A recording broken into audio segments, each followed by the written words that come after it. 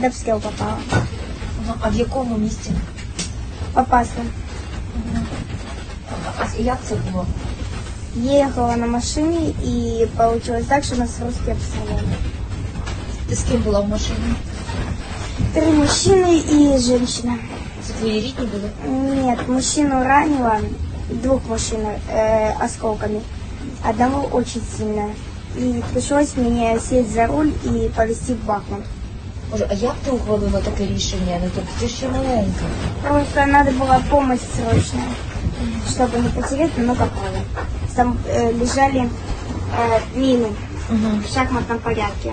Там проехать никак было. Но я как-то проехала туда на машине.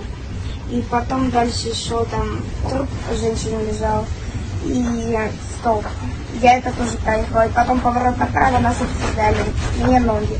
Я ничего почти не могла сделать. Машина заглохла, еле завела. И мы дальше поехали, но машина потом все равно заглохла из-за того, что аккумулятор прострелила пуля.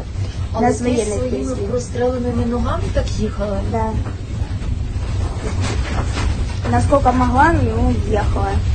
И мне это, конечно, нелегко получилось, и было очень больно.